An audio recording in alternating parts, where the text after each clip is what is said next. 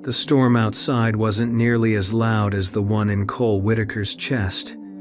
Rain slid down the arched windows of his office on the 12th floor of the Whitaker and Brooks headquarters in Charleston. The water traced smooth lines down the glass like slow tears. Below, King Street buzzed with Friday foot traffic, umbrellas bobbing like flowers in a breeze. Cole stared out at the city he'd helped build, but tonight it felt far away, like it belonged to someone else. He loosened his tie. Armani, hand-stitched, gray, the kind of thing he used to obsess over, used to. Lately, things that once felt like success were starting to feel like silence. "Mr. Whitaker?" His assistant's voice crackled through the intercom. He didn't answer. "Mr. Brooks is here to see you. Says it's urgent." Cole pressed the button. "Send him in." The door opened and Isaiah Brooks stepped inside, rain dripping from the shoulders of his coat. His shoes left small wet prints on the dark hardwood floor.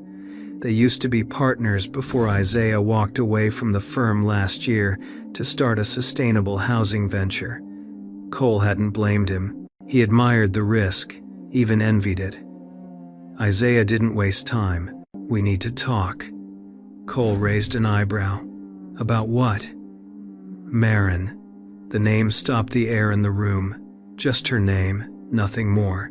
Cole leaned back slowly in his leather chair. "What about her?" Isaiah stepped closer, setting a folded newspaper on the desk. "A friend of mine saw her at the pharmacy near south of Broad. She had a baby with her." Cole's eyes narrowed. "She remarried?" Isaiah shook his head. "She's not wearing a ring. And," he hesitated, "the kid, he looks like you." The silence that followed wasn't just quiet. It was the kind that folds in on itself. Thick, demanding. Cole picked up the paper but didn't read it. He couldn't. His mind was already racing. Dates, timelines, last conversations. Marin's voice saying nothing after he'd told her, months ago, that he didn't see children in his future, that she deserved someone who did. He'd said it like a fact, clinical, kind, even. She hadn't argued. She just nodded, eyes shining, mouth closed tight like she was holding back a scream. "When?" he asked, voice low. 3 weeks ago, maybe 4. No one knew she was pregnant. She vanished from social events, stopped posting, pulled out of the preservation gala. "You didn't notice?" "I thought she was traveling, working." Cole pushed the paper away. "You're sure?" "Cole," Isaiah said gently, "you need to see for yourself."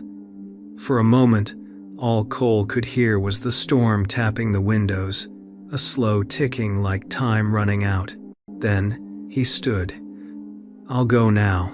"You sure that's smart? You're angry."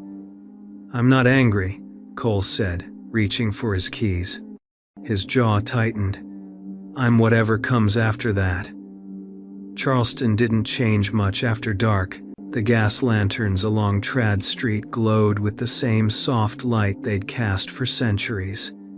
It was romantic if you didn't live here. For Cole, it was just another neighborhood he'd once priced, considered buying out, flipping, renovating. He parked in front of the house before he even realized he'd found it. Marin's cottage was small but dignified, with pale blue shutters and a white porch railing she'd painted herself. He remembered her covered in specks of paint, humming something French, barefoot with a brush in her mouth. She'd loved this house long before she loved him, maybe longer. The porch light was on. His pulse thudded in his ears. He didn't knock right away. His hand hovered near the door, memories colliding like waves. The last time he was here, they'd said everything they could and still walked away feeling like strangers. He told her she needed stability, someone present. She told him she just needed him to show up. He hadn't. Cole knocked, 3 times, firm and even. Footsteps approached, muffled by hardwood. A pause. Then the door opened, and there she was, Marin Calloway. Same auburn hair, now messily tied back, no makeup, an oversized cardigan draped over her shoulders. Her face was thinner, paler, and in her arms, wrapped in a soft blanket the color of clouded skies, was a sleeping newborn. The baby stirred, his little fingers twitched, a soft breath escaped tiny lips, and just like that, Cole's entire world tilted. Marin didn't speak. She didn't move. She just looked at him like she had expected this moment for weeks. Cole stared at the baby, and then up at her. "Is he?" "Yes," she said, quiet, steady. Silence again, but this time it hummed with things unsaid. He stepped forward. "Why didn't you tell me?" Her chin lifted, but her voice stayed soft. "Because when I told you I wanted a family, you looked at me like I was broken." Cole's throat burned. "That's not fair. You said children didn't fit into your life." Her eyes dropped to the baby. "So I made a life without you." He nodded once, like he deserved that. Because maybe he did. "What's his name?" he asked, voice raw. She looked down at the baby, brushing her thumb gently over his forehead. "Asher." A beat passed. Cole exhaled. "Can I come in?" She stepped aside. Inside, everything was changed. The sleek, modern furniture they once picked together was gone. In its place, a soft blue couch, a rocking chair in the corner, baby bottles lined up neatly on the counter, a bassinet tucked beside the fireplace. The scent of vanilla, warm milk, and something softer lingered in the air. "Nice place," he said. "I made it mine again," she replied. He looked around, absorbing every detail, then turned to her. "I didn't come here to fight." "Then why did you come?" "I came because no one told me I had a son." Her eyes welled, but she blinked fast. "I didn't want you to feel obligated. I feel a lot of things right now, but none of them are obligation." The baby stirred. Marin adjusted him, cradling his head. Her whole posture changed, softer, fiercer. He saw a version of her he'd never seen before. "Mother." He swallowed hard. "May I?" Marin hesitated, then nodded. Carefully, she placed Asher into Cole's arms. Cole had held multi-million-dollar contracts. He'd closed landmark real estate deals in 6 cities. But he had never felt anything like this. Warmth, weight, life. The baby blinked, his eyes opening slowly. Dark, curious. Cole felt his own reflection staring back. His throat tightened. His heart cracked open in a way he didn't know it could. "I missed the beginning," he whispered. Marin's voice came from the couch, softer than before. "You still have the rest." Cole nodded slowly, rocking Asher gently, eyes never leaving the tiny miracle in his arms.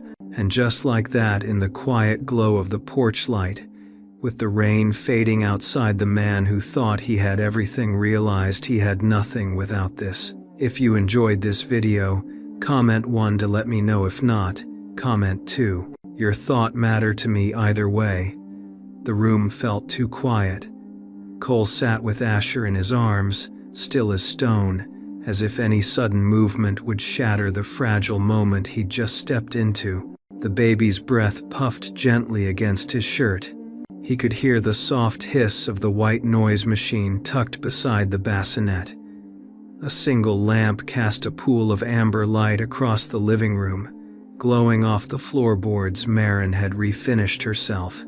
Across from him, she stood by the kitchen counter, arms crossed tightly over her chest. She wasn't angry, but she wasn't forgiving either. Cole could feel the line drawn between them, invisible, sharp, pulsing with everything they'd never said. "You didn't know," Marin said quietly, almost to herself. "I kept it from you." He looked up from Asher. "Why?" Her gaze flicked toward the window, where the rain had slowed to a quiet drizzle. "Because I didn't know what you'd do, and I couldn't risk him becoming another obligation on your calendar. That's not fair." "It's honest." Cole stood slowly, carefully placing Asher back in the bassinet. The baby whimpered for half a second, then settled into sleep with a tiny sigh. Marin watched him the whole time, every move, every breath, like she didn't quite trust it yet. "I get why you're hurt," he said, voice low. "But you don't know what it's like to come here and find out I missed the beginning of my son's life." She swallowed hard but said nothing. "You could have called, a text, a voicemail, anything." Marin exhaled, finally looking at him directly. "I was going to, every day for the first month after I found out I was pregnant. And then one day, I stopped drafting the message." "Why?" She stepped away from the counter and sat down on the edge of the couch, wrapping a knit blanket over her lap like a shield. "Because I remembered that night, the last fight. You said I'd be happier without you holding me back, that you couldn't give me what I needed. I thought I was being selfless," he said, voice tight. "You were being scared," she corrected gently. The words hit like a mirror. Cole didn't argue, because she was right. He sat down in the armchair across from her. The space between them felt bigger than the room. Was he born early? 2 weeks, she said. August 23rd. A date etched itself in his mind. A day he'd been in Houston, closing a waterfront condo deal. The headlines had called it the new jewel of the coast. He'd been in champagne meetings, shaking hands, all while she was in labor, alone. Guilt rose in his chest like a tide. "Did anyone help you?" Marin nodded. "Delia moved in for a bit. Nettie brought food. I had a doula for the birth. But afterward, I just figured it out." He caught something in her voice, then not pride, but fatigue. A bone-deep weariness that only came from months of giving everything to someone too small to thank you for it. "I should have been there." She didn't reply, just looked down at her hands. "I want to make this right," he added quickly, leaning forward. "I don't know what that looks like yet, but I'm not walking away." Marin's eyes lifted slowly. "Cole, I didn't ask you to come back. You showed up." "I know, and showing up once doesn't erase what didn't happen." "I know that too." She looked at him for a long time, searching, measuring. The silence stretched, but not uncomfortably. Then the front door creaked open. Marin stood up fast. "Delia's back." Before Cole could react, a tall figure in a camel trench coat stepped into the room, shaking off rain from her umbrella. Delia Calloway, Marin's older sister, looked like she'd just walked out of a courtroom and into a crisis. She froze when she saw Cole. Her eyes narrowed instantly. "What is he doing here?" Cole stood, instinctively smoothing his sleeves. "I'm here because I just found out I have a son." Delia scoffed, setting the umbrella against the doorframe. "And now you're here to play house?" "I'm not playing anything, really, because I remember someone walking away when things got a little inconvenient." "Delia," Marin said, warning in her voice. "No," Delia snapped, pointing toward Cole. "He doesn't get to walk back in like some reformed saint and act like he gets a seat at this table. I'm not asking for your approval." "Good," Delia replied, dropping her keys on the counter. "Because you won't get it." Cole looked at Marin. "I want to be here. For him, for you." "You had your chance," Delia said, softer now but still cutting. "And while you were closing deals and collecting press, my sister was learning to swaddle and cry in silence." Marin winced. "That's enough." Delia's eyes flared, but she held her tongue. Cole stepped forward. I'm not here to pretend the past didn't happen, but I'm here now, and I'm not leaving just because it's uncomfortable. Delia shook her head slowly, then looked at Marin. He can stay tonight, but I'm staying too, and I want the guest room door closed. Fine, Marin said. Cole glanced toward the couch. I'll sleep out here. No one asked you to stay, Delia muttered, already walking down the hall. Cole waited until her door shut, then looked back at Marin. She's not wrong, he said. She's also not the one who has to decide, Marin replied, tired. She walked toward the nursery door, paused, then turned back. If you really want to help, you can take the 3 a.m. feeding. Cole blinked. I've never. I'll write it down. Her lips twitched, almost a smile, and then she was gone, the door closing softly behind her. Cole stood in the quiet again. The rain had stopped. The city outside had gone still. He looked around the room, baby bottles, a small laundry basket of onesies, and the bassinet. This wasn't the life he'd built in glass towers and corner offices. It was messier, quieter, but maybe it was the life that would finally mean something. He took off his blazer, folded it over the back of the chair, and sat beside Asher's bassinet, waiting for 3 a.m. to come. Cole's phone buzzed at 2:57 a.m. with an alarm he hadn't set. He blinked, disoriented in the dim light of Marin's living room. The couch wasn't long enough for his frame, and his neck ached from the angle he'd slept in. The house was silent except for the soft, static hum of the baby monitor glowing on the coffee table. Then came the sound, a muffled whimper, then a cry, high-pitched, tiny but urgent. Cole swung his legs over the edge of the couch and sat up slowly, rubbing the sleep from his eyes. The monitor blinked again. Asher was awake. He grabbed the folded instructions Marin had left beside a pre-made bottle and padded toward the nursery, barefoot, careful not to make the floorboards creak. He opened the door slowly. The room was dim, lit only by the soft blue nightlight plugged in near the changing table. Asher's little arms flailed in the air, his face scrunched red with frustration. Cole stepped closer, heart pounding like he was approaching something sacred. "Hey, little man," he whispered, trying to keep his voice low and steady. "I've got you." He picked him up awkwardly too fast, and the baby's cry grew louder. Cole winced, trying again. He shifted Asher against his chest, gently supporting his neck like Marin had shown him. "There we go," he murmured, rocking slightly. "We're figuring this out, both of us." He moved to the chair by the window and settled in, offering the bottle. Asher latched quickly, sucking with tiny, desperate gasps. Cole stared down at him, something tight in his chest unraveling with each second. It was unreal.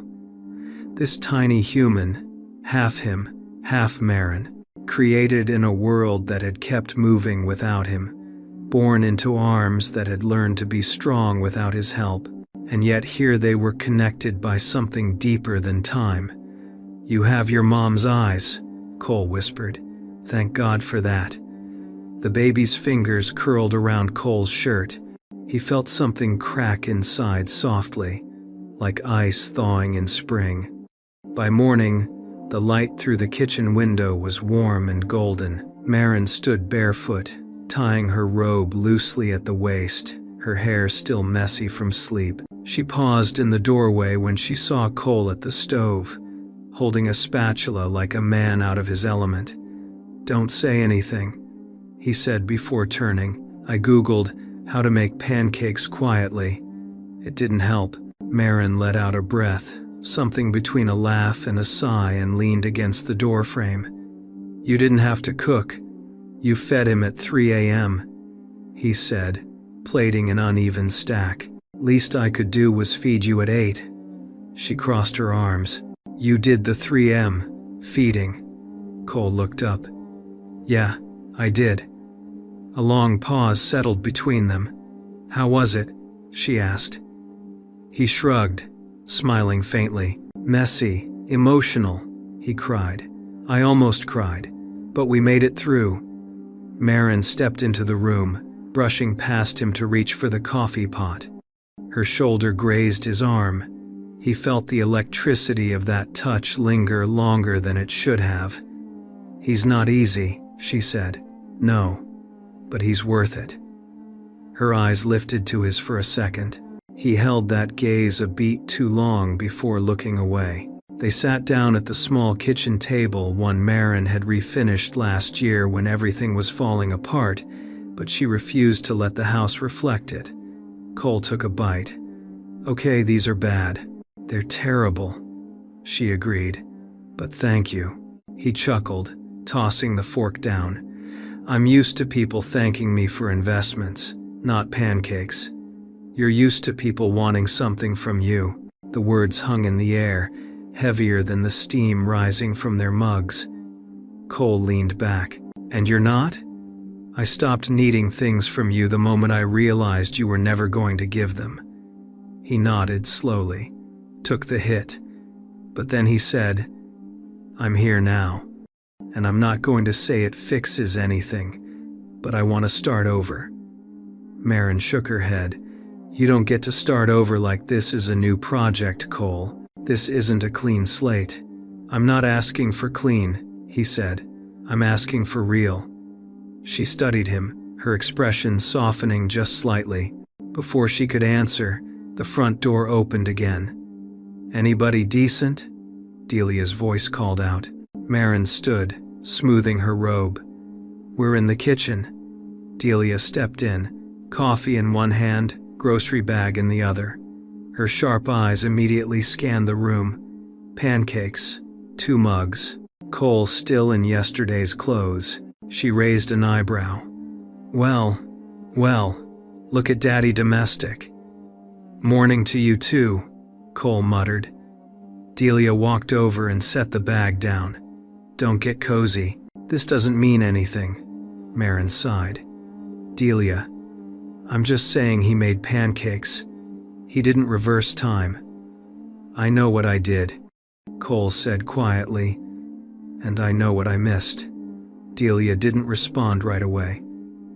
Instead, she pulled a small stuffed giraffe from the bag and set it beside the bassinet in the living room. Then she looked back at him. If you're serious, then stay, she said. Not just for the camera moments, not just because you're curious. Stay when he has colic, when he's sick, when Marin hasn't slept in 2 days and doesn't want to look at you. Cole nodded. I plan to. Delia narrowed her eyes, then, without another word, disappeared down the hall to unpack groceries. Marin glanced over at him. You should rest, she said. You look like someone who just fought off a tiger, he smiled. Honestly, I think the tiger won. She reached for his plate, brushing his hand again. This time, neither of them moved. Neither of them said what they were thinking, but it was there, suspended in the space between her fingertips and his skin. Old feelings, new fears, and something unnamed that hadn't yet been broken. Yet, if you enjoyed this video, comment 1 to let me know. If not, comment 2. Your thought mattered to me either way. Late afternoon sunlight poured through the lace curtains in the living room, casting soft shadows across the wooden floor. Asher was napping in his bassinet, his tiny chest rising and falling in a steady rhythm. The house felt suspended in that delicate in-between time when things are too still, and you begin to notice everything you've tried not to feel. Cole stood by the window, staring out into the street. He just ended a call with his assistant, postponing a board meeting for the 3rd time in a week. Charleston's fall breeze rustled the crepe myrtle trees outside. Everything looked so normal. but nothing was. Behind him, Marin stepped into the room, holding 2 mugs. She hesitated before handing him one. Chamomile. He took it quietly, their fingers brushing for the briefest second. "I didn't think you even liked tea," she said, sitting on the couch across from him. "I don't," he replied. "But you always made this when you were upset. I figured maybe it helps." She smiled, just barely. "You remember that?" "I remember more than you think." Marin looked down into her mug, as if trying to hide the warmth rising to her cheeks. "I talked to my lawyer this morning," she said suddenly. Cole tensed, then turned toward her. "Should I be worried?" "No, but I needed to know what rights you had, and what rights I had. Fair, and I needed to hear it from someone who doesn't care about my feelings." He nodded slowly. "And if we went to court," she said, choosing her words carefully, "you could get joint custody. You're on the birth certificate. You're his father. But that's not what I want." Cole lowered his mug. "What do you want?" "I want you to choose this life," she said. "Not fight for it, not buy it, not rearrange your schedule around it like it's a quarterly goal." He didn't respond right away. She leaned forward, elbows on her knees, eyes piercing through the soft quiet. "I need to know if you're capable of loving someone who doesn't serve a purpose in your plans, because Asher won't be a press release, and I won't be an accessory to your rebranding." The words hit hard, not because they were cruel, but because they were true. Cole moved to sit beside her, slowly, carefully, the space between them still brimming with everything they hadn't dared touch. "I used to believe that love was something that got in the way," he said, "a distraction from the climb. But I came here, and I saw him. I saw you, and suddenly, everything I built feels hollow." Marin turned toward him, searching his face. "I missed the birth of my son," he said, voice tight. "That's a mistake I will never make again. But it's not just about showing up. I know that now. It's about staying. When it's boring, when it's hard, when you're tired of being disappointed." She looked away, blinking faster than usual. "I know I've got work to do," he added, "but if there's still a door open, even a crack, I want to earn my way through it." Silence stretched between them, heavy with vulnerability. Then came a voice from the hallway. "You've got perfect timing, Whitaker," Delia said, walking into the room with a stack of mail in her hand. "Just when we were getting used to quiet mornings." Marin sighed. "Delia." "No, it's fine. He wants in, right? Then let's test him." She tossed a padded envelope onto the coffee table. "That came from the hospital. It's the postpartum wellness survey. Remember, Marin? You cried halfway through filling it out last time." Marin closed her eyes. Delia continued, ignoring the tension. "Since Mr. Enlightened here wants to be a co-parent, maybe he can help this time." Cole didn't flinch. "Give it to me." Delia raised an eyebrow. "You don't even know what it is." "I'll learn." She folded her arms. "All right then. What's the difference between postpartum blues and postpartum depression?" Cole paused. "Blues fade after a couple weeks. Depression lingers. Sometimes feels like a fog, or guilt, without a clear reason." Delia's jaw tightened. "Who told you that?" He looked at Marin. "I read her journal." Marin's head snapped up. Delia's expression hardened. "You had no right. I found it on the table. I didn't go looking for it, but I read the part about the night she sat on the bathroom floor for 2 hours, trying to decide whether to ask for help." Marin's lips parted. No sound came. "I didn't know how bad it got," Cole said, voice low, "and I'm sorry." The silence that followed was thick with things unsaid. Delia's defenses faltered. She picked up the envelope, handed it to him. Start with page 1, she said, then turned and walked down the hall without another word. Marin sat still, her hand gripping her tea like it was anchoring her to something. You really read it? She asked after a long moment. I read every word. She looked at him, eyes clouded but clear. And you didn't run? I already did, he said. Once. I'm not making that mistake again. The baby monitor lit up again. A soft cry echoed into the room. Cole stood. I've got him. He walked toward the nursery, heart pounding not from fear this time, but something closer to hope. He opened the door, lifted Asher gently from the crib, and rocked him close. Behind him, Marin stood in the hallway, watching silently. She didn't say a word, but she didn't look away, either. The late October air carried a crispness that hadn't been there the week before.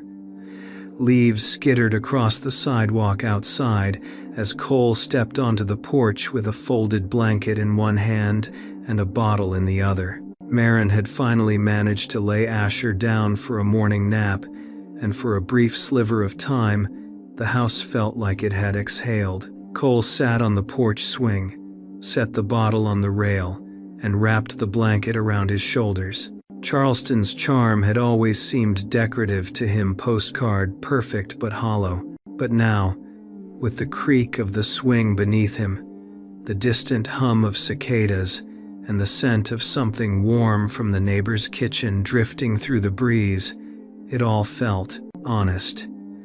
Inside, Marin moved through the house like she was still holding the rhythm of motherhood tightly in her chest.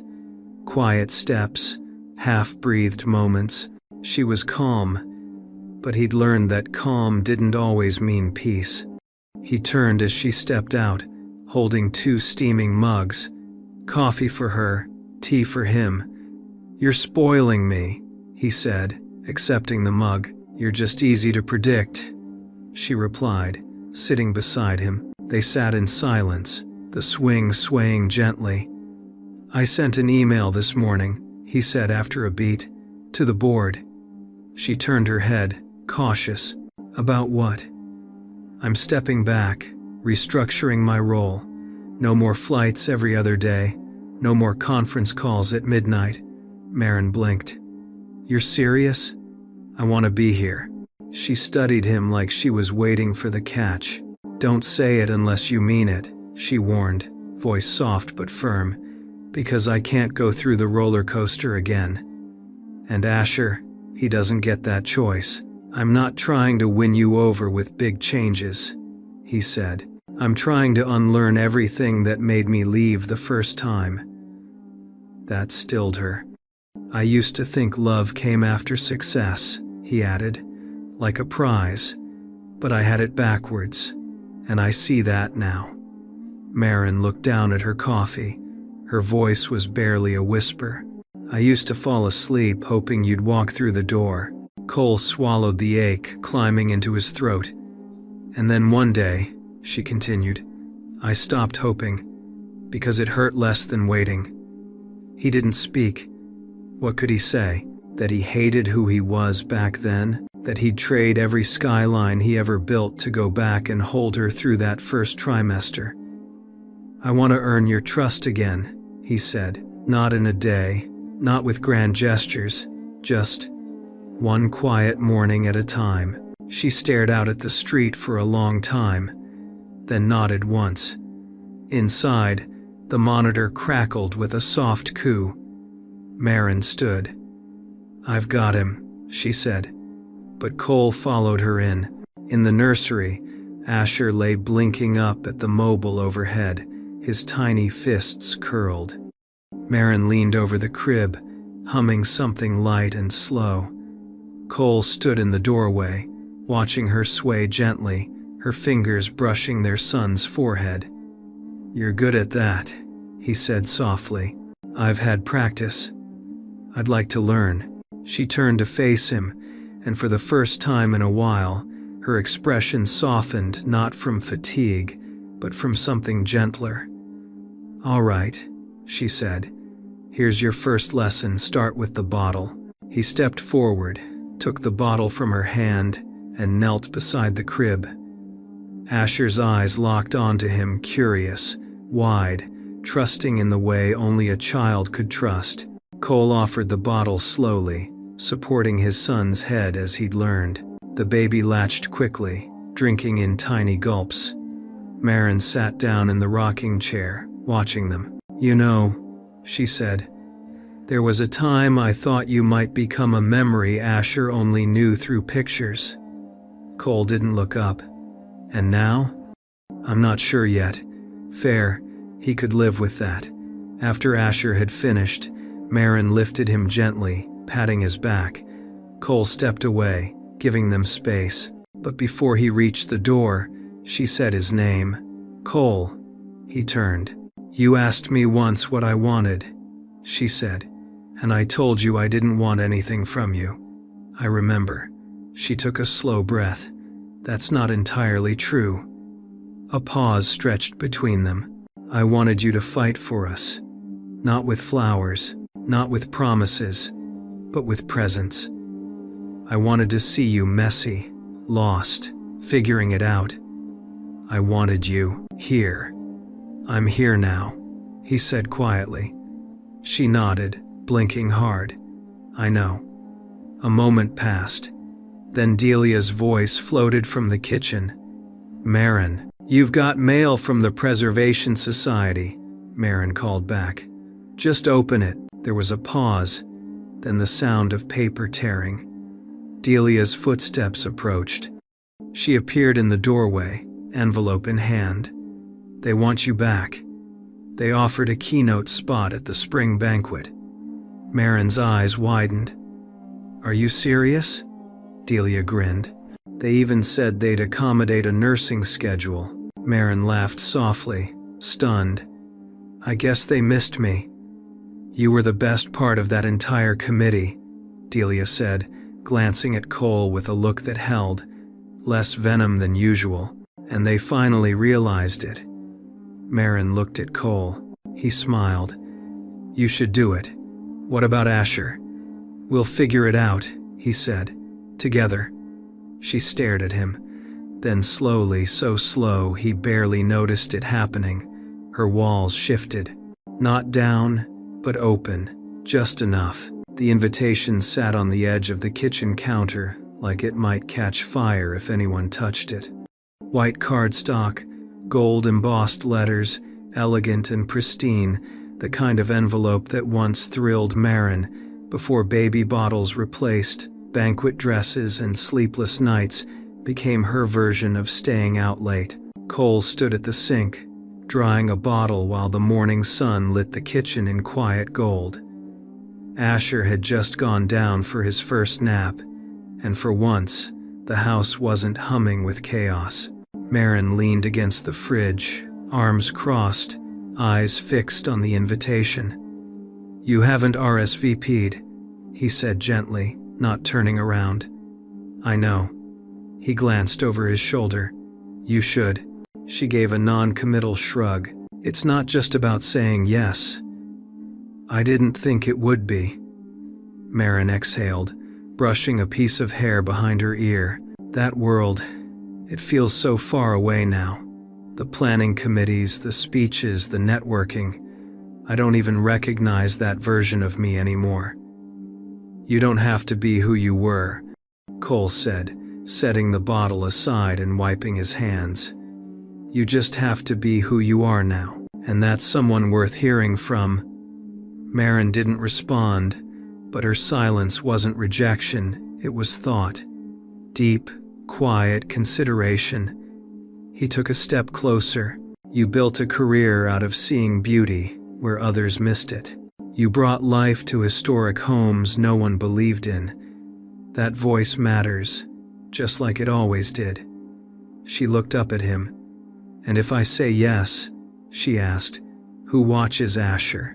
I will, he said, without hesitation. Maren raised an eyebrow. It's not just diapers and feeding. He gets fussy in crowds. He hates the car seat. And don't even think about skipping burping, he'll scream the house down. I'm not scared. You should be, she said. But this time, a corner of her mouth lifted. He stepped a little closer, voice lower. I want you to do this, Marin, not because it proves anything, but because I see how you light up when you talk about your work, and I want Asher to grow up seeing that, too. Marin stared at him for a long time, and in that look, something softened.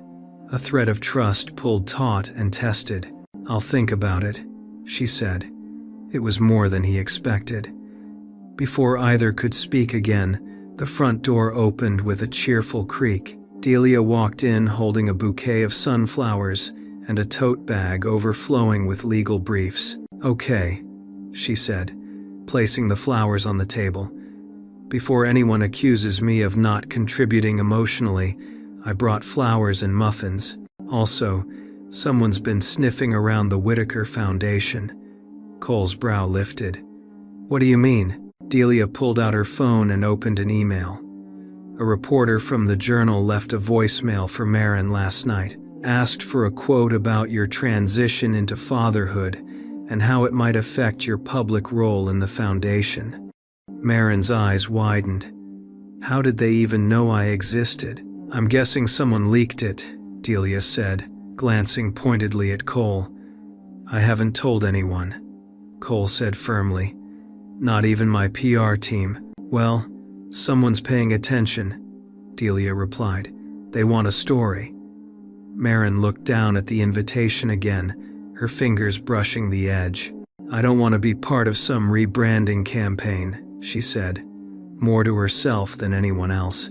I won't be your redemption story. Cole took a deep breath. That's not what this is. Isn't it? She asked quietly. Because from where I'm standing, it feels like the narrative's already being written. Billionaire returns to family, faces his mistakes, picture perfect. I didn't ask for this attention, he said, and I would trade every headline for a chance to do this privately, but I don't control what they print. Delia crossed her arms. Then get ahead of it. What? Don't hide, don't spin it. Tell the truth, on your terms. Maybe a statement, maybe an interview. Something real, something unpolished. People can smell curated. Cole looked at Marin. Her expression was unreadable, but her voice was clear. If you do this, tell them about the nights you missed, about the silence, about what it costs to chase everything and end up with nothing. I will, he said quietly. Every word. Delia raised an eyebrow. Then I'll draft something. We'll run it by Marin before it goes anywhere. Thank you, Cole said. She nodded. I'm not doing this for you. I know. As Delia disappeared into the guest room with her laptop and a muffin, the house fell into a brief hush again. Marin stepped toward the invitation and ran her fingers over the gold-embossed letters. I used to dream of moments like this, she said softly, being asked to speak, being seen. You still deserve it, Cole said. She turned to him. Then help me remember how to show up. He nodded, stepping forward. I will. Just then, Asher's cry echoed from the nursery. Marin turned, but Cole was already moving. I've got him, he said. She watched him go, the tension in her shoulders loosening just slightly. Her gaze returned to the invitation. She picked up a pen, and for the first time in months, she wrote her name firm and clear on the RSVP card. The day of the Preservation Society banquet arrived with skies, the color of worn pearl, and a soft drizzle that misted the windows of Marin's front room. Rain in Charleston didn't usually last long, it whispered rather than poured, but it had a way of making the air feel heavier, like everything around you was holding its breath. Marin stood at the full-length mirror in her bedroom, adjusting the neckline of her navy wrap dress. Simple, elegant, nothing too loud. The kind of dress that said, I'm here, but I'm not here to impress you." Her hair was swept into a soft bun, tendrils falling where they wanted, no matter how many pins she used. She hadn't worn heels since the second trimester. Behind her, Cole knocked gently on the doorframe. She met his eyes in the mirror. "You look," he stopped, swallowing the compliment like it might tip the balance. "Ready." She smiled faintly. "I don't feel ready." "Then you're exactly where you should be." He stepped into the room, holding a tiny navy vest. "I thought Asher should match." Marin turned, taking the vest from him, her fingers grazing his. "You coordinated." "I tried," he said. "I figured if you're going to make history tonight, we should look like the entourage." Her smile widened, but only a little. There was too much weight on her chest for joy to come easily. "I'm terrified I'll forget what I was going to say," she admitted. "You won't. I'm afraid I'll see faces that remember me at my best and think that version of her is gone." Cole stepped closer. "That version of you evolved. And tonight, they'll see someone stronger." She looked up at him then, eyes clouded with the same storm that brewed just outside the window. "I haven't stood in front of a crowd since I was pregnant. No one knew, not even the committee. And tonight, they'll see the woman who raised a son in silence and still found her voice again." That held her for a moment. Then Asher cried out from his crib, the sharp, staccato wail that meant he wasn't just fussy, he was angry. "I've got him," Cole said, already heading toward the nursery. "You focus on your notes." She watched him disappear down the hall, then turned back to the mirror. "You can do this," she told herself silently. Not perfectly, but truthfully. That had to be enough. The banquet was held at the historic Hibernian Hall, a marble-columned landmark that had hosted Charleston's finest for nearly 2 centuries. The chandeliers glowed golden, casting soft halos over round tables dressed in cream linens and hydrangea centerpieces. Marin stood just inside the foyer, one hand on Cole's arm, the other gently rocking Asher's stroller. She could feel every set of eyes turning toward her, some with warm smiles, some with curiosity, some with the kind of narrowed expressions that said, "So she did come back." "Marin Calloway?" a voice called cheerfully. She turned to see Evelyn McCrae, chair of the Preservation Society, gliding toward her in her signature deep burgundy wrap and matching lipstick. "It's wonderful to see you. You look radiant." "Thank you," Marin said, offering a polite smile. "It's good to be back. And this must be your son," Evelyn added, crouching beside the stroller. "He's beautiful." "He is," Marin said softly, brushing her fingers over Asher's blanket. "This is Cole, his father." Evelyn's eyes flickered for half a second, just enough to register, but she recovered with practiced grace. "Pleasure to meet you." "Likewise," Cole said, extending a hand. "Well," Evelyn continued, straightening, "I hope you know how excited the committee is to hear you speak. The banquet hasn't felt complete without your voice." Marin offered another polite nod, but inside, her heart pounded. After Evelyn left, Cole leaned in. "She meant that." "She meant it diplomatically," Marin whispered. "But I'll take it." He smiled. "That's the spirit." The MC tapped the microphone, calling everyone to take their seats. As guests filed into the grand hall, Marin felt her pulse quicken. Cole touched her elbow gently. "I'll sit with Asher near the back. If he gets fussy, I'll take him out. Don't worry." She nodded, eyes fixed on the stage, and then her name was called. Applause, chairs shifting, eyes lifting. Marin stepped onto the stage, every step heavy with memory. She reached the podium, adjusted the mic, and glanced once toward the crowd. Then she saw them. Cole, standing in the back, rocking Asher slowly, the baby's cheek pressed against his shoulder. Something in her spine straightened. She took a breath. "Good evening," she began. "I haven't stood behind this podium in nearly 2 years, and in that time, I've learned more about preservation than I ever did studying blueprints." A few smiles, a few curious tilts of heads. "I learned what it means to preserve identity when your world shifts, to hold on to pieces of yourself when sleep disappears and routines dissolve. I learned how motherhood can rebuild a woman and strip her bare at the same time." Silence, intent listening. "I used to restore historic homes. Now I restore parts of myself, one moment at a time." She paused, scanning the room, then met Cole's gaze. "My son taught me that every cracked wall has a story, every chipped window has weathered storms, and that doesn't make a place broken, it makes it real, worth saving." Applause grew slowly but deeply.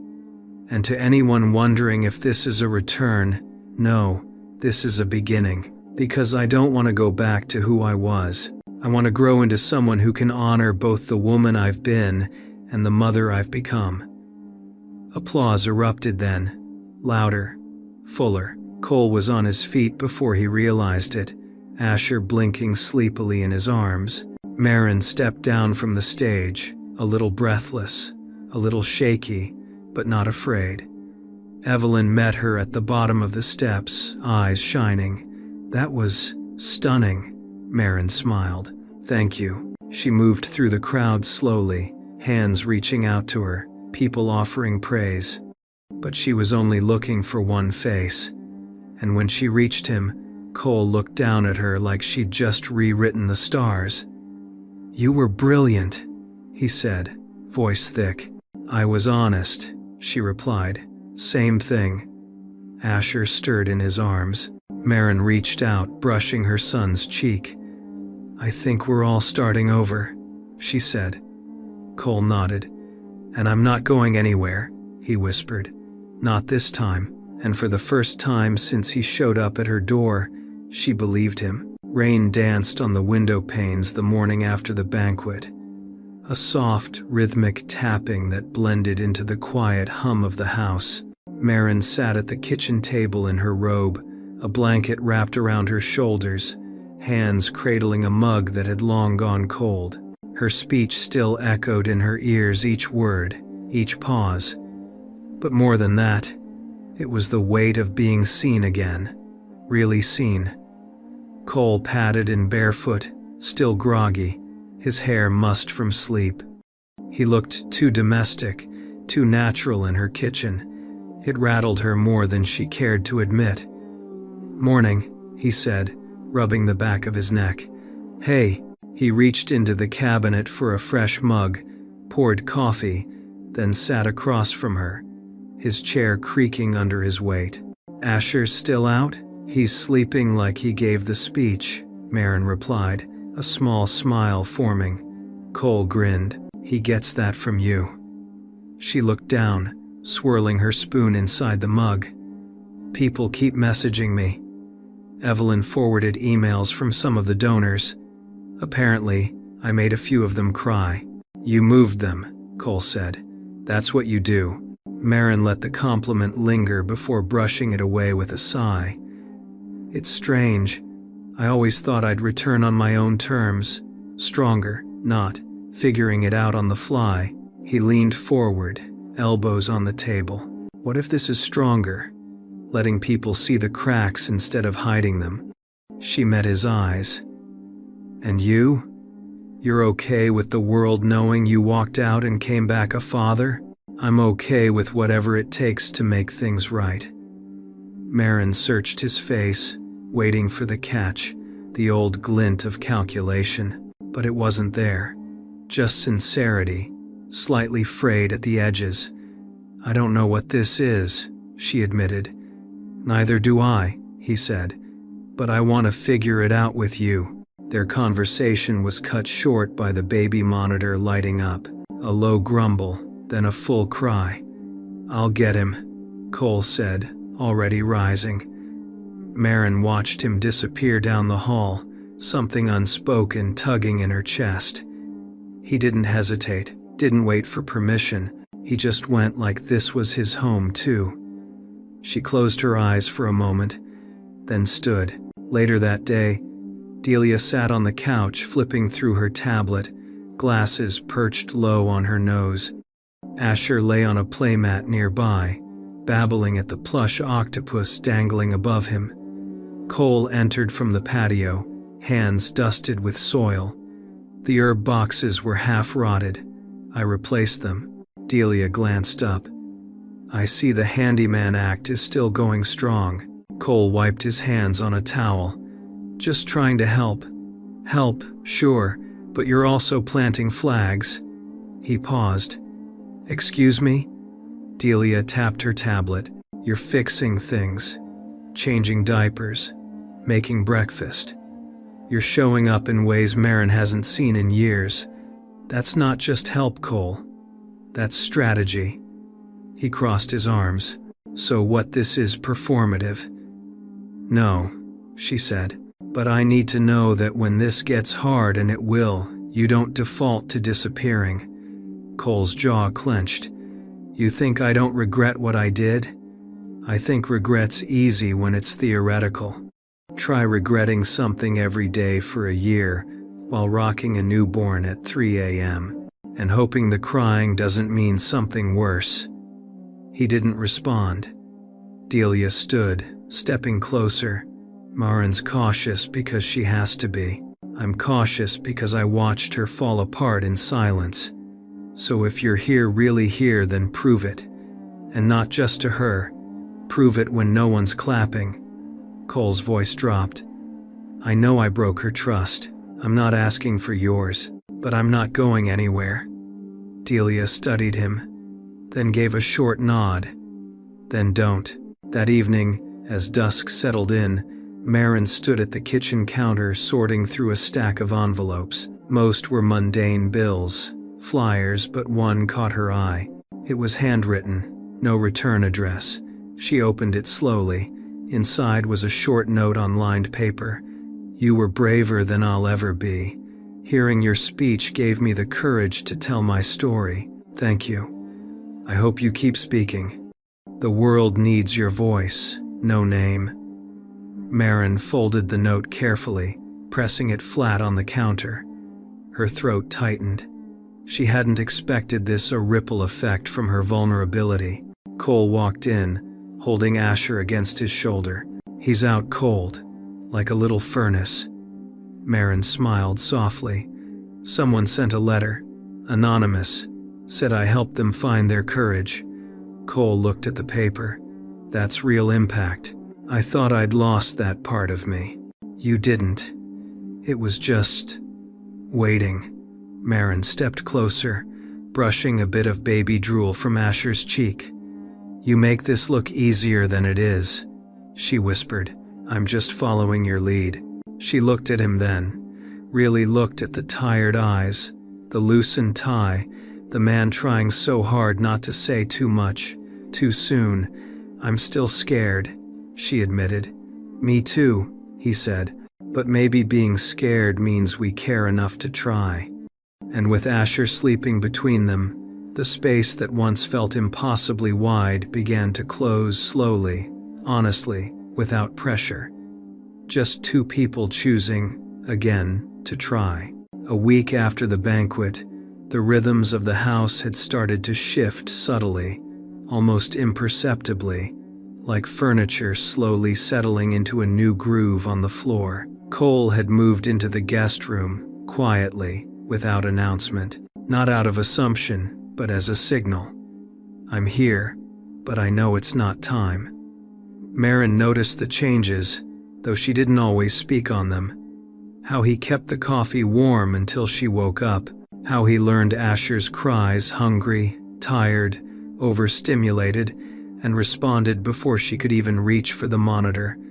How he asked questions, listened, waited, but the past still hovered like a low cloud. Not always visible, but heavy when it showed up. That morning, Marin was nursing Asher in the living room, sun pouring in through the window as the mobile twirled gently above. Cole was in the kitchen, reading something on his laptop, fingers tapping lightly. "You're quiet today," she said, her voice floating through the open space. He looked up, startled from his thoughts. "Just something I've been considering." Marin narrowed her eyes slightly. "Work?" "No. Well, sort of." He hesitated, then stood and crossed into the room, sitting at the edge of the couch. "I've been asked to speak at the Southern Business Summit in Savannah next month." Keynote. She raised a brow. "That's a big deal." "I know. Are you going to do it?" He exhaled slowly. "That's the thing. They want me to talk about rebuilding legacy, what it means to recover from failure. But not just in business. They want the personal angle too." Marin blinked. "They want you to talk about us." He nodded. "In so many words." She shifted Asher gently and stood to burp him, walking him slowly across the room. "I don't know how I feel about that," she said. "I told them I needed time to think." She turned toward him. "What would you say, if you did it?" "I'd tell the truth," Cole said, "that I chased success because I didn't know how to sit with myself, that I lost something more valuable than any company I ever built. That rebuilding doesn't always look like boardrooms and investments. Sometimes it looks like midnight feedings and making space on the bookshelf for baby books." She studied him. "You'd say all that?" "If you let me." Marin's jaw tensed, but her voice stayed soft. "I don't want to be your redemption arc." "You're not," he said quickly. "You're the reason I realized I needed one." The room fell quiet except for the soft cooing of Asher, now resting against her shoulder. She crossed back to the couch and sat beside Cole, rocking gently. "I think you should do it," she said after a pause. "But not for them, for you, for the man who's still figuring it out." Cole looked at her. "Thank you. But one thing," she added, turning to meet his eyes. "Don't spin it. Don't sell it. Speak like you're talking to him." She glanced at Asher.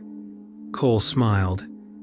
"That I can do." That evening, after Delia came over to babysit, Marin and Cole stepped out for a walk. It wasn't planned. It just happened. Shoes slipped on, jackets grabbed, front door closing behind them like it approved. The streets were quiet, scattered with golden leaves, and the soft sounds of a distant wind chime. Marin wrapped her scarf tighter around her neck, her steps measured. "Remember when we first moved here?" she asked. Cole chuckled. "You made me repaint the porch 3 times because the first 2 weren't the right kind of white." "It matters," she said, feigning offense. "I know. You were right. You usually are." Marin smiled, but then her expression sobered. "I've been thinking a lot about the last year," she said. "Not just the silence, but everything that came before it." Cole nodded, listening. "There were moments I felt like I was disappearing inside our life," she continued. "Like I had to shrink so you could keep growing." His jaw clenched slightly, eyes down on the sidewalk. "I'm not saying that to hurt you," she added. "I'm saying it because I don't want to do that again." He looked up. "You shouldn't have to, ever." They paused under a street lamp, the warm light casting soft shadows across their faces. "I want something real, Cole. Messy, shared. Built together this time," she said. "Not because it's convenient, not because we have a child, but because we choose it." "I do," he said. "I choose it." "Then don't make promises," she whispered. "Just keep showing up." He stepped closer. "What if I told you showing up is the only thing I want to be good at now?" Marin didn't answer right away. Instead, she leaned in just slightly and rested her head on his shoulder. They stood like that for a long moment, the night pressing in softly, the world holding its breath. And in that stillness, something shifted again. Not a declaration, not a finale, just a beginning reshaped, and it felt more honest than anything either of them had said before. The next morning brought the soft scent of cinnamon and rain, the kind of weather that made the entire house feel like it was wrapped in a warm quilt. Maren stood barefoot at the stove, stirring oatmeal with one hand, bouncing Asher gently on her hip with the other. The kitchen radio played an old Carole King song, barely loud enough to hear, but enough to wrap the moment in something warm and familiar. Cole entered quietly, still pulling the sleeves of his sweater down his arms. He looked like he hadn't slept much, but the kind of tired that came from overthinking, not restlessness.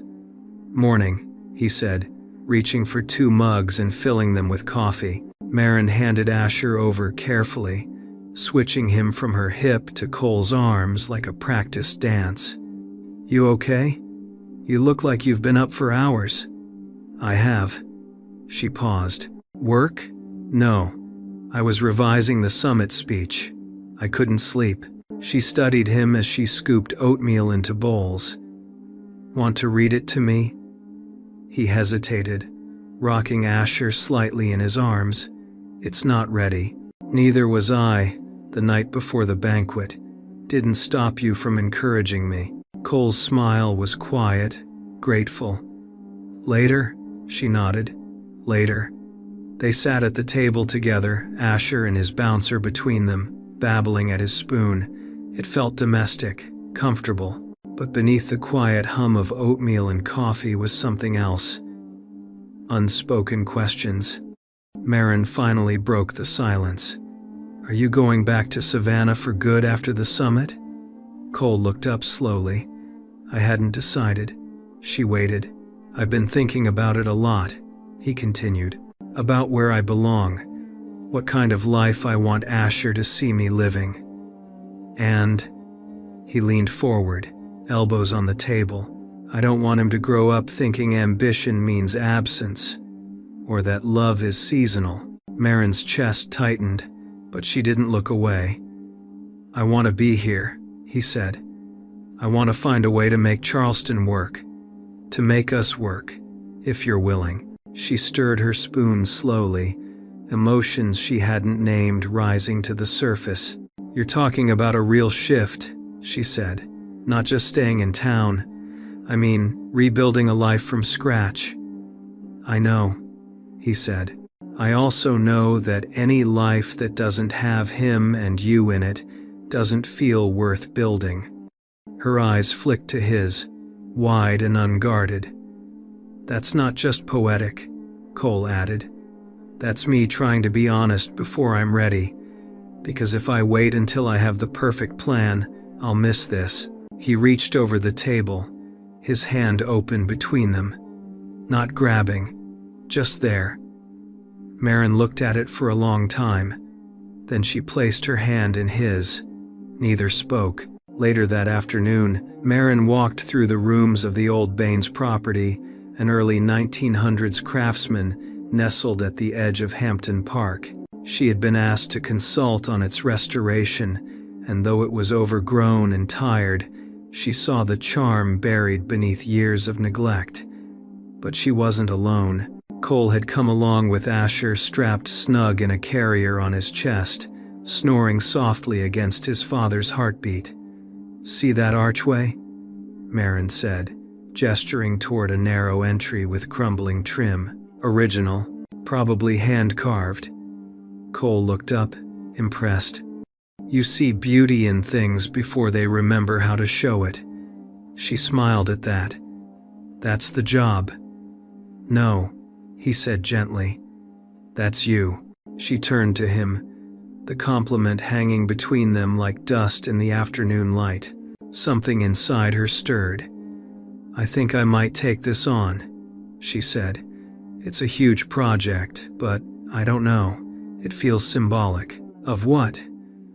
"Of giving something forgotten a second chance." Cole nodded, gently bouncing Asher as they walked. They stepped into the back room, where broken windows let in slanted sunlight and the floor creaked under every footstep. It was quiet, sacred, almost. "I'd like to invest," Cole said suddenly. Marin blinked. "In the house?" "In whatever you build," he said. "Not to control it, just to support it. I want to help." She was quiet for a long moment. "I'm not used to help that doesn't come with strings," she finally said. "Then let this be the first." They walked through the rest of the property in silence, their footsteps echoing in the empty rooms. The air smelled like old wood and possibility. That night, as Asher slept, Marin stood on the back porch wrapped in a thick sweater. The porch light was on, casting a soft glow over the steps. Cole stepped outside, hands tucked into his pockets. "Still thinking about the house?" he asked. "Yeah," she said, "but also everything else." He joined her at the railing. "This is the first time in months I've felt like I wasn't holding my breath." She looked at him, her voice soft. "Me too." They stood side by side, shoulder to shoulder, watching the wind move through the trees. Marin finally turned. "If we do this, if we build something again, I need it to be on truth, not appearances. That's all I want. No guarantees, no timelines, just honesty." "You have it," he said. "All of it." And in that quiet moment, as the porch light glowed behind them and the baby monitor hummed beside the door, Marin leaned her head against his shoulder. It wasn't an answer. Not yet, but it was a beginning. And sometimes, beginnings are where the real stories start to unfold. 3 days before Cole was set to leave for the Southern Business Summit in Savannah, the house held a strange stillness, as if it, too, knew something important was about to shift. Marin moved through the day with quiet precision. She fed Asher, answered emails, reviewed blueprints for the Baines property, and folded laundry on the couch. Everything looked normal, but nothing felt normal. Cole had been upstairs most of the morning, rehearsing his speech behind the closed door of the guest room. She could hear the low murmur of his voice, pauses followed by the quiet scratch of pen against paper. Every now and then, he'd come down, help with Asher, ask how she was, then disappear again. He was preparing for something big, and Marin couldn't shake the feeling that the speech wasn't the only thing on the line. Around noon, Delia dropped by with lunch and that usual probing look in her eyes. "You okay?" she asked, handing over a to-go container and flopping onto the couch beside Marin. "I think so."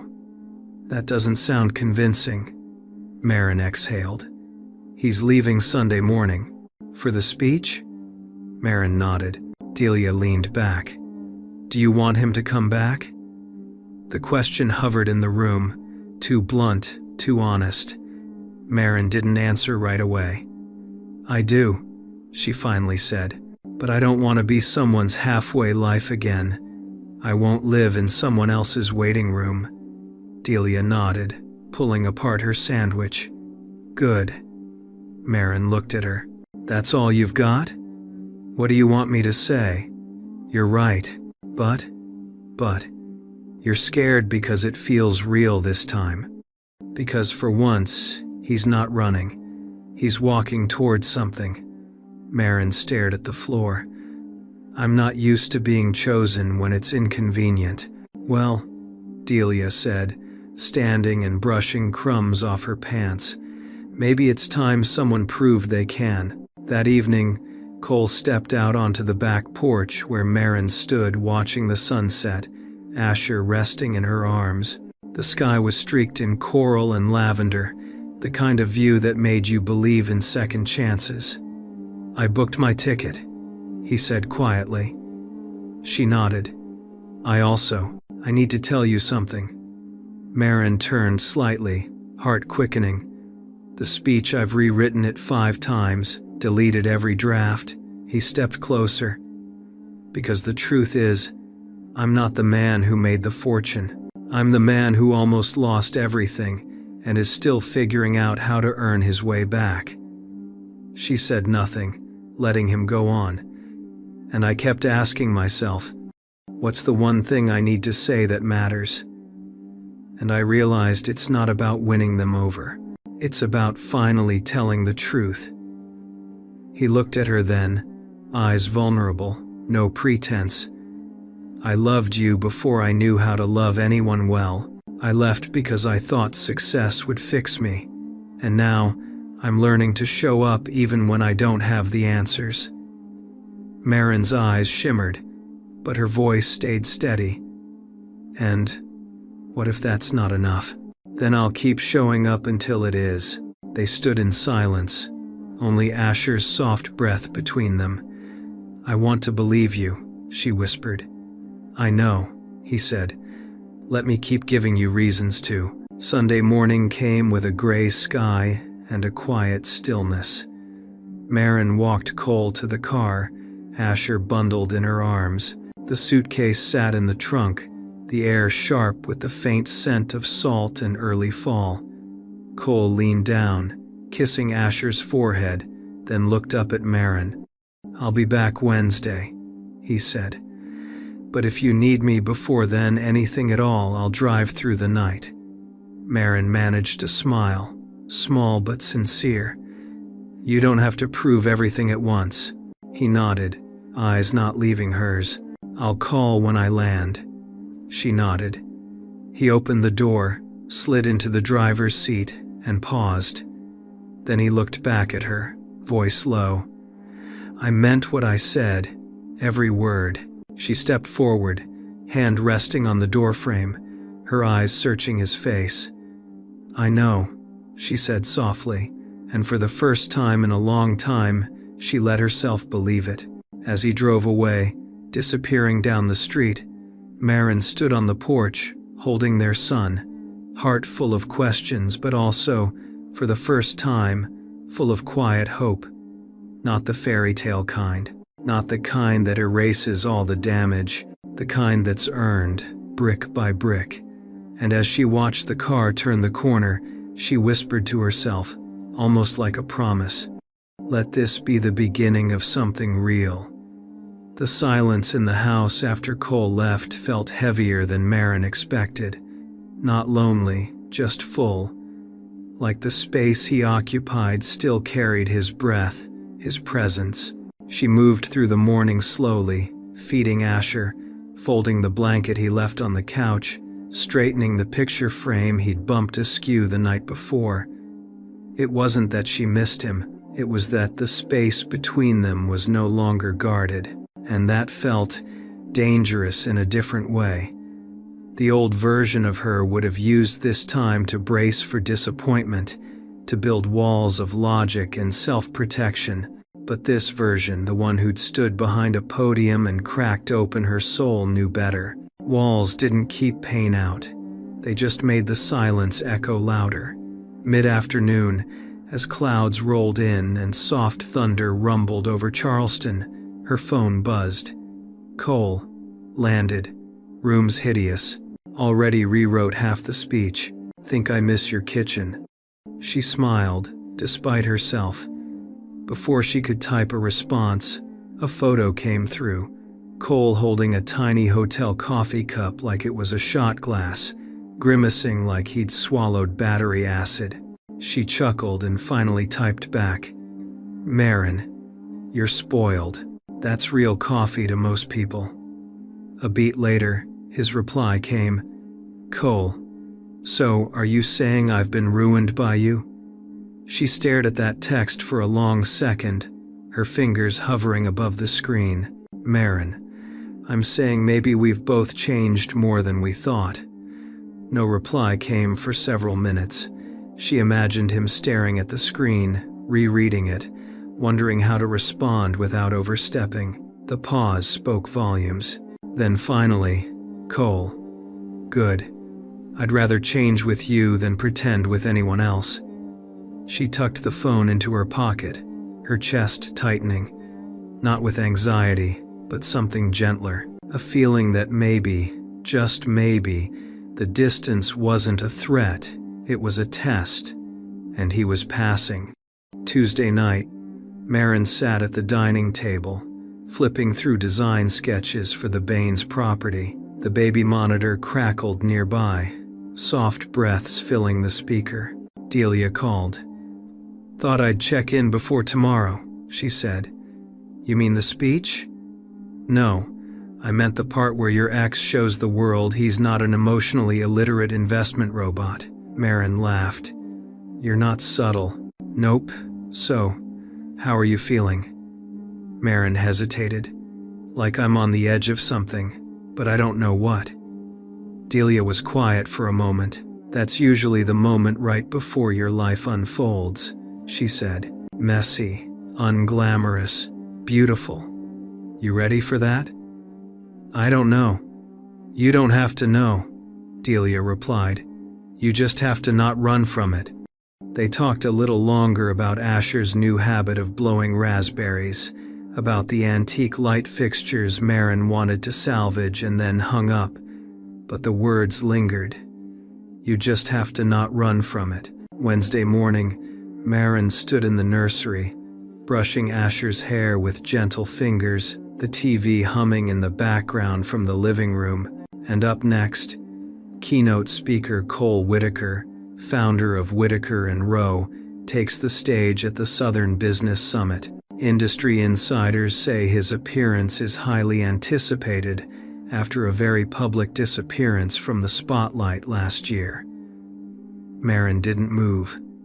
The nursery suddenly felt too small. She scooped up Asher and walked to the living room, turning up the volume just as Cole stepped onto the stage. The camera panned in.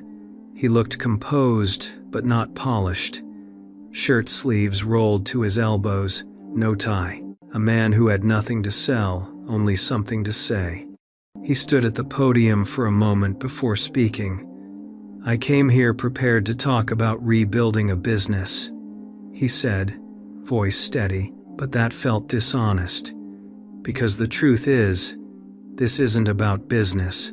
Marin sat down slowly, holding Asher close. "This is about a man who lost his way, who thought that success would give him peace, and instead found that it only echoed louder in the silence." He paused. "I left someone I loved because I didn't know how to be enough. I thought distance would protect her from my chaos, but what it really did was rob us both of the chance to grow together." Marin felt something break open inside her. "I missed the first months of my son's life," Cole continued. "I'll never get that time back, but I can choose how I show up now, and every day forward." A hush had settled over the room on the screen. You could feel it through the TV, the kind of silence that only truth brings. Redemption isn't found in profit margins, it's found in the small moments. Bottle feedings at 2 a.m., admitting when you're scared, saying, "I'm here," even when you don't have the map. He stepped back from the mic. "I'm not here as a businessman today. I'm here as a father, as a man learning, daily, how to be worthy of a second chance. And if I leave with nothing else, let it be this: love is not something you earn with perfection, it's something you protect with presence."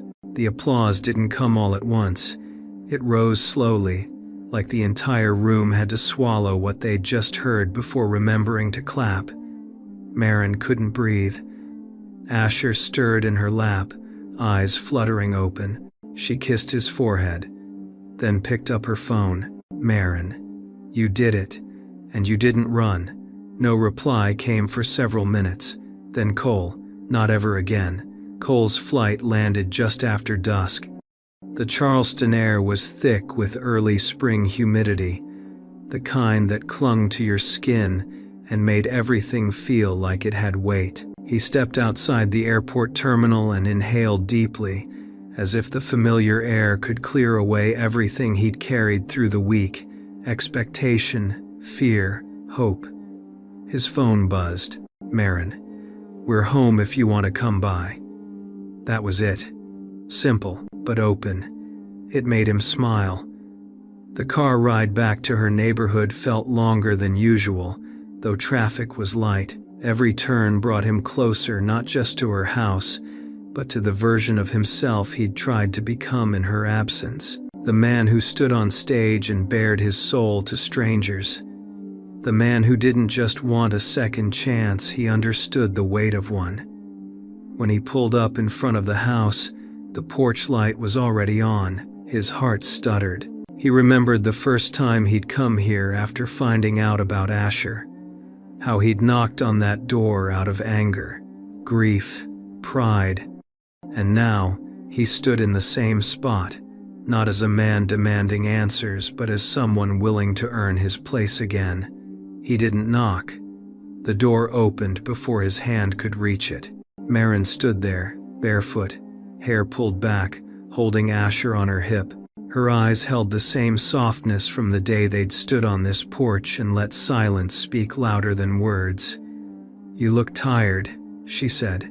"I am. But different." He nodded, unsure what to say. His chest tightened as his eyes dropped to Asher. "Hey, buddy," he whispered. Asher's lips parted in a sleepy smile, one hand reaching out in that unsteady, curious way that babies always did, as if he recognized something in Cole beyond memory. Something instinctual, something bonded. Maren handed him over. Cole cradled his son slowly, carefully, as if holding something sacred. Asher nestled into his chest like he'd done it 100 times. "I missed you," Cole murmured, kissing the top of his head. Maren didn't say anything.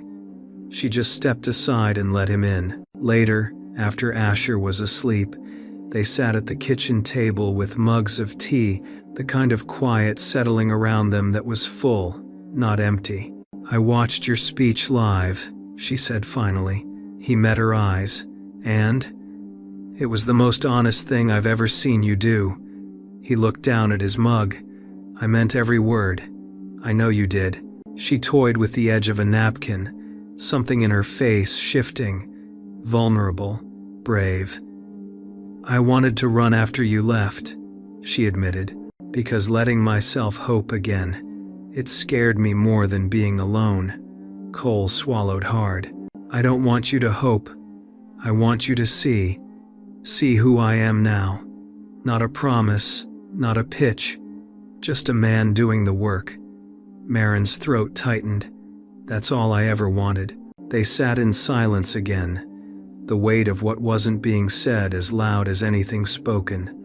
"You don't have to decide anything tonight," Cole said softly. "I didn't come here expecting an answer." She nodded. "I came back because I meant what I said, about showing up, every day, whether it's fixing the sink or feeding Asher or just holding space when you need quiet." Her eyes glistened.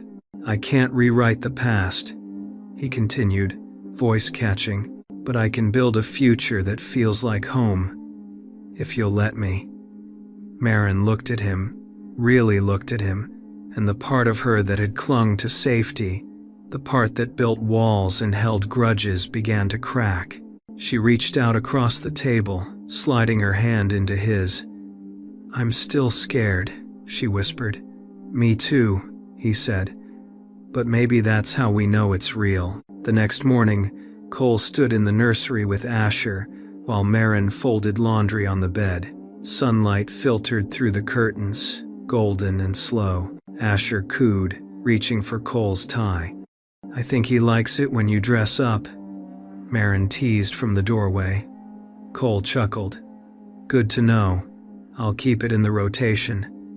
She leaned against the doorframe, arms crossed. "You know," she said, "there's something comforting about watching you like this, with him." "Why?" "Because you're not performing. You're just here, present." He turned, meeting her gaze. "That's all I want to be." A pause. "Do you think we could start again?" she asked quietly. Not as if nothing happened, but with all of it in view. His heart thudded. You mean, together? She nodded. Slow, honest, no pretending. He walked over, Asher tucked securely in his arms. Then yes, he said, with all of it in view. And for the first time, they weren't trying to rewrite a love story. They were starting a new one rooted in truth, stitched with forgiveness, and softened by every scar they'd earned along the way. The days that followed moved slowly, but with a rhythm Maren hadn't realized she missed. It wasn't dramatic or showy. There were no grand gestures, no confessions under the stars, but the quiet shifts were undeniable. Cole stayed at the guest house, but he was at the main house every morning by 7 a.m., knocking gently before letting himself in, tie half-tied, coffee in hand. He made breakfast, changed diapers, and read to Asher in that deep, deliberate voice that somehow made even the alphabet sound like poetry. Maren watched him in those small moments, not with suspicion but curiosity, like she was meeting someone new, someone familiar and unfamiliar all at once. A man who still carried the outline of the one she'd once loved, but filled now with different colors, softer hues. One afternoon, Maren was on the phone with a contractor when Cole walked in from the backyard. Asher nestled against his chest, completely passed out. I think we're ready for nap time, he whispered. Maren nodded, smiling, and pointed upstairs. Crib's already set. He nodded, tiptoeing past her with the kind of reverence reserved for sacred spaces. She watched him disappear down the hall, her heart clenching. It wasn't the big things. It was that he didn't make noise where there should be quiet. Later that evening, after Asher was down and the dishes were drying in the rack, they sat on the porch, sipping tea. A soft wind stirred the chimes hanging near the screen door, and the distant hum of cicadas filled the quiet. You ever think we'd be here again? She asked, not looking at him. No, he admitted, but I hoped. She traced the rim of her mug with her finger. Hope's dangerous. Yeah, he said, voice low. But so is closing the door on something just because it got hard. Maren tilted her head, considering him. You really believe that now? He turned toward her fully. I used to think success meant control. That if I had power, I'd never feel helpless again. But being here, being a father, it's the most vulnerable thing I've ever done, and the most meaningful. She nodded slowly. Parenthood strips you, leaves no room for ego. Cole chuckled, then grew serious again. But it also shows you who you want to be when no one's clapping. They sat in silence for a while, the kind that felt earned. Then Maren took a breath. Do you remember that last argument we had before you left? He nodded. You said I cared more about my reputation than my family. You didn't deny it. I couldn't. It was true. Her voice was soft now. And now? I'd rather be seen as a man who fell apart and chose to rebuild slowly than one who pretended he never broke. Maren blinked, eyes stinging. You really have changed. I'm trying. Every day.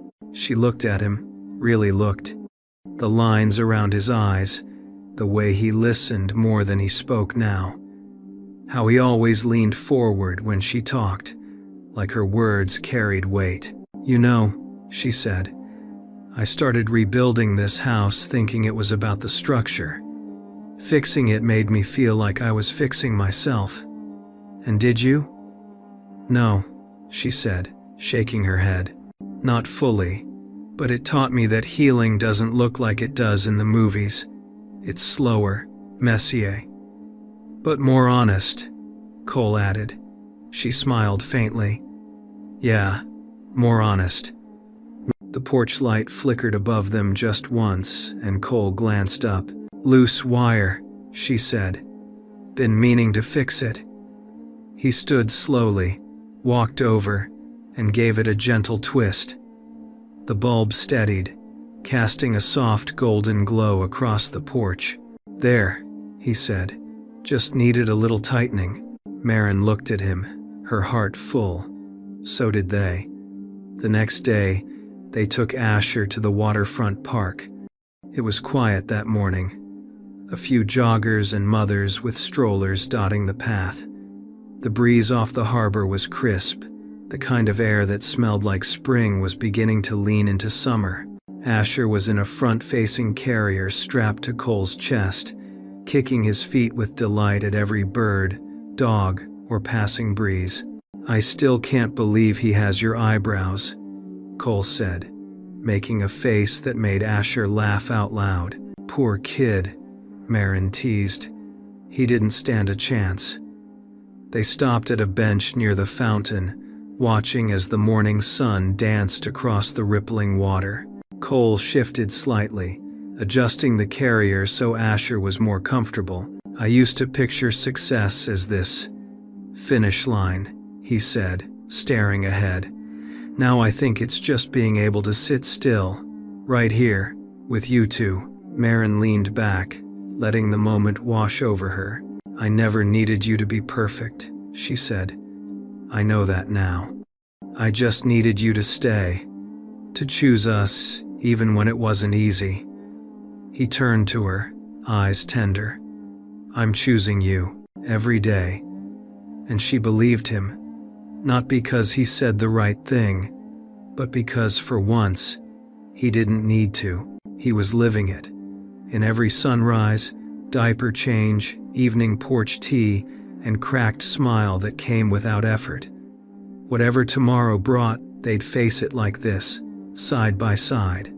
Honest, earned, whole. It started with a late summer breeze drifting through the open windows, warm, slow, like the town itself was exhaling. The Charleston air smelled like magnolia and coming rain, and inside the house on Palmetto Street, the rhythm of a quiet, ordinary morning unfolded.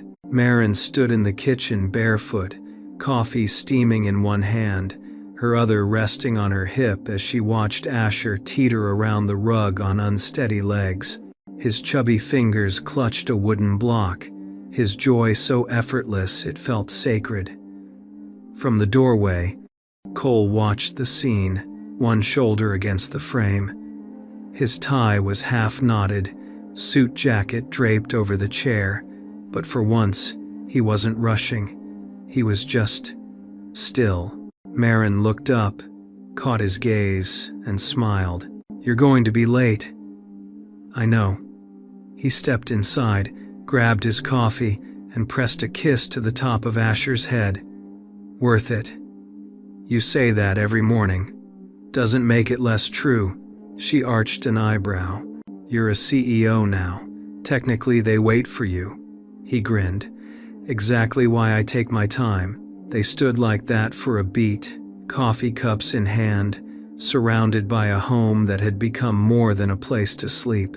It was a patchwork of second chances stained with laughter, softened by time, and held together by choice. "You nervous about today?" she asked gently.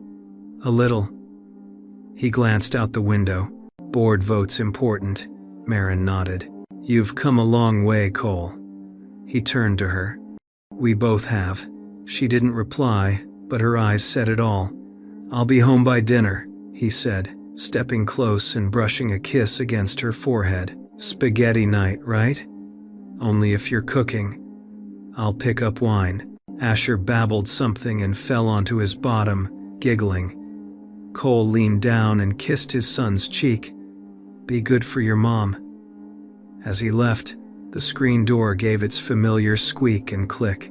Marin stood in the quiet that followed, her heart full in that way it used to only feel when things were just out of reach. Now, they were right here. The boardroom was glass and steel and polish, but Cole walked in without armor. He'd shed the old version of himself long ago, the one who lived for dominance, accolades, applause. Today, he stood not as a man proving something, but as one who knew what mattered. When they handed him the final contract control of the company, full authority, he didn't hesitate. "I'll sign," he said, "but with one condition." The room stiffened. "I want half my schedule redirected. 2 days a week in office, 3 days remote." There were murmurs. Someone at the far end asked, "Why would you?" "Because I promised someone I'd show up, not just with my name on a building, but where it counts most." The room went quiet. Then someone nodded. Another smiled. The vote passed, and Cole left that room not with power, but peace. That evening, just before sunset, Marin sat on the porch swing with Asher in her lap. A soft breeze stirred the leaves. The porch light hadn't turned on yet, but the sun was doing its best impression, bathing the house in honey gold. The screen door opened behind her. "Hey," Cole said, his voice softer than the wind. She turned. "Hey." He looked different. Not tired, not triumphant, just light. He sat beside her, taking Asher, who nestled against his chest like he belonged there, which he did. "How'd it go?" "I got everything I asked for," he said, "and none of it felt like a sacrifice." She reached over and placed a hand on his knee. "Do you ever think," he continued, "that we needed to lose each other to find ourselves first?" Marin didn't answer right away. "I used to," she said, "but now I think we never lost each other. We just stopped looking in the right direction." They sat there for a long while as the sky turned shades of peach and plum. Asher dozed off.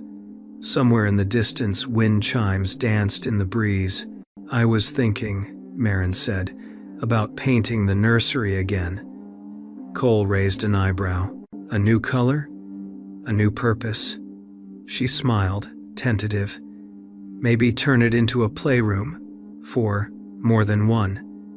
His eyes widened, then softened.